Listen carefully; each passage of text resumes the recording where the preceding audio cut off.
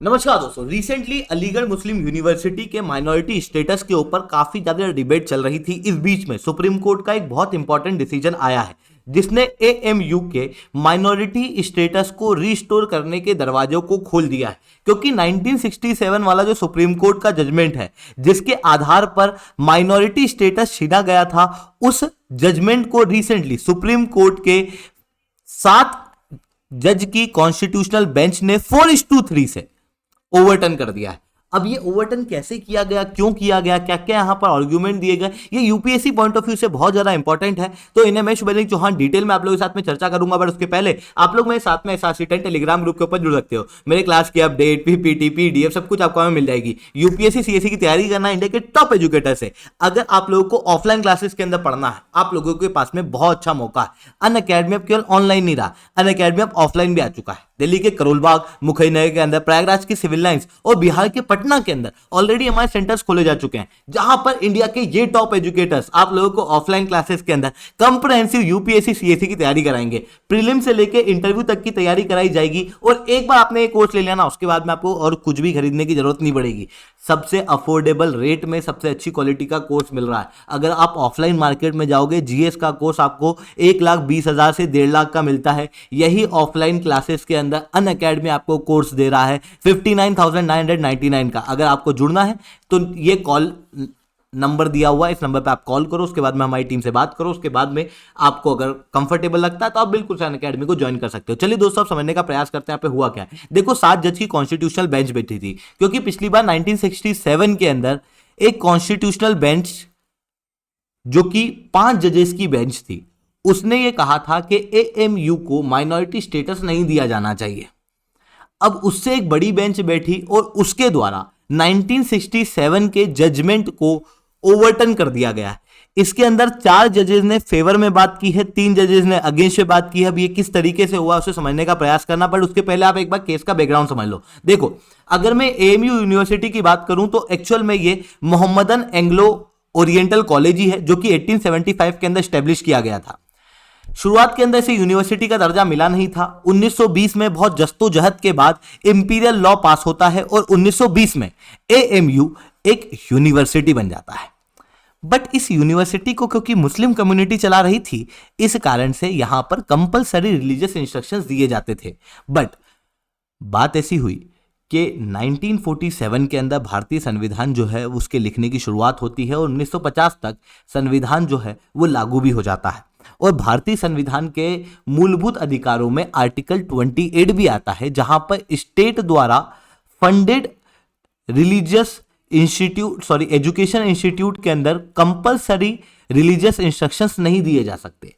AMU को भी सरकार द्वारा फंडिंग मिलती थी। ऐसी कंडीशन में यहाँ पे कंपलसरी रिलीजियस इंस्ट्रक्शंस जो है उसे हटाना जरूरी था भारतीय संविधान के अनुसार, और उसे हटा भी दिया गया एएमयू एक्ट के जरिए। बाद में 1967 के अंदर सुप्रीम कोर्ट में केस पहुंचता है कि क्या ये एएमयू माइनॉरिटी यूनिवर्सिटी है, क्योंकि अभी तक एएमयू को आर्टिकल 30 के अनुसार माइनॉरिटी यूनिवर्सिटी के बेनिफिट मिलते थे। क्योंकि आर्टिकल 30 रिलीजियस और लिंग्विस्टिक माइनॉरिटी को अधिकार देता है उनके खुद के एजुकेशन इंस्टीट्यूट को स्टैब्लिश करने के। तो उसी आधार पर एएमयू भी माइनॉरिटी कम्युनिटी की क्योंकि यूनिवर्सिटी थी, इसलिए इसे माइनॉरिटी का दर्जा दिया गया था। बट सुप्रीम कोर्ट ने 1967 में कहा कि भाई एएमयू को ना तो चलाया जा रहा है माइनॉरिटी द्वारा, ना ही इसे ओपन किया गया था माइनॉरिटी द्वारा, तो फिर ये माइनॉरिटी यूनिवर्सिटी नहीं होगी। 1967 में ये जजमेंट आ गया। ये जजमेंट आपको याद रखना है क्योंकि ये आज के जजमेंट से आपका डायरेक्ट रिलेट करेगा। फिर मुस्लिम कम्युनिटी में काफी हो हल्ला हुआ, एएमयू के अंदर भी काफी हो हल्ला हुआ, क्योंकि इनसे माइनॉरिटी का स्टेटस छीन गया ना। तो फिर इन्होंने वापस केस वेस करे, सब हुआ। इस बीच में केंद्र सरकार ने एक नया कानून पारित किया 1981 में। 1981 में वापस से माइनॉरिटी स्टेटस को रिस्टोर कर दिया गया एएमयू के।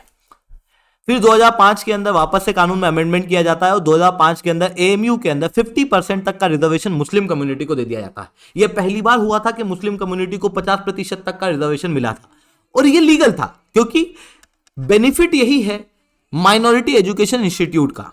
अगर कोई सा इंस्टीट्यूट माइनॉरिटी एजुकेशन इंस्टीट्यूट है तो वहां पर नॉर्मल एससी एसटी के रिजर्वेशन को हटाकर रिलीजियस कम्युनिटी के रिजर्वेशन दिए जा सकते हैं, बट वो 50% से ज्यादा एक्सीड नहीं करना चाहिए। तो उसी आधार पर यहां पर 50% तक का रिजर्वेशन दिया गया, बट इसे इलाहाबाद हाईकोर्ट के अंदर फिर चैलेंज कर दिया गया। और जब इलाहाबाद हाईकोर्ट के अंदर केस पहुंचा तो इलाहाबाद हाईकोर्ट ने क्लियरली कहा कि भाई 1981 वाला अमेंडमेंट ही अनकॉन्स्टिट्यूशनल है, क्योंकि सुप्रीम कोर्ट ने तो 1967 में पहले ही कह रखा है कि एएमयू जो है वो माइनॉरिटी इंस्टीट्यूट नहीं है। तो फिर 1981 का जो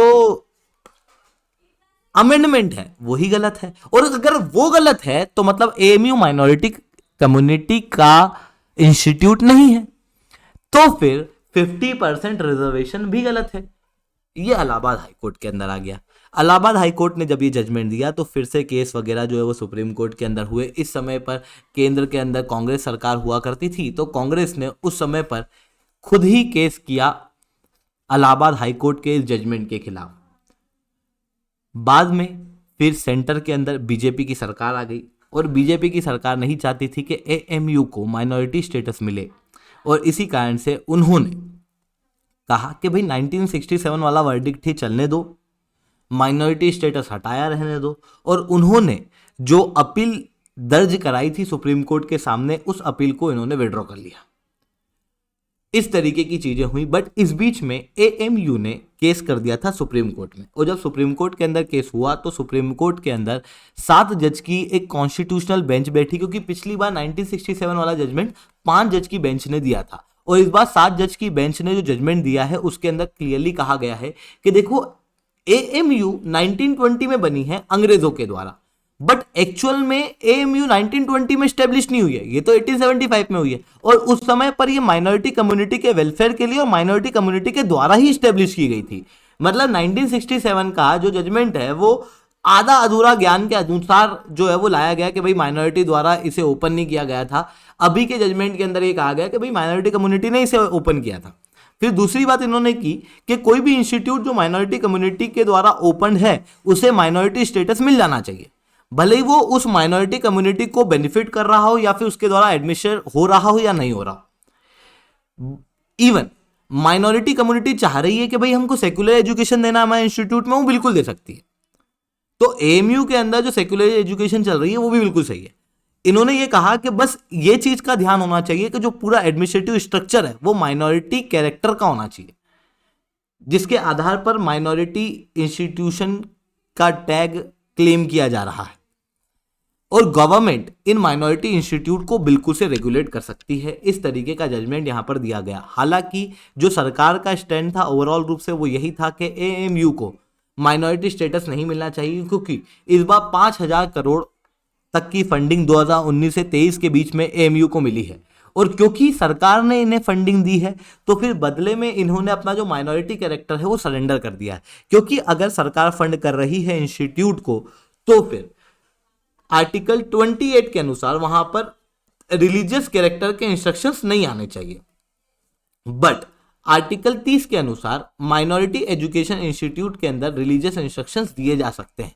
ऐसी कंडीशन में यहां पर कॉन्फ्लिक्ट इन दोनों के बीच में बन जाता है। तो सरकार का कहना यह है कि भाई इसे आर्टिकल 28 के अंदर ही रहने दो, बट कई जगहों पर जो सरकार है, अपोजिशन है, और इवन अभी जो सुप्रीम कोर्ट का रीसेंट वर्डिक्ट है इसके अनुसार यही है कि भाई माइनॉरिटी स्टेटस दिया जाना चाहिए आर्टिकल 30 के अनुसार। बट अभी माइनॉरिटी स्टेटस दिया नहीं गया है। वापस से एक 3 जज की बेंच बैठेगी, नॉर्मल बेंच, और वो डिसाइड करेगी कि माइनॉरिटी स्टेटस दिया जा सकता है या नहीं।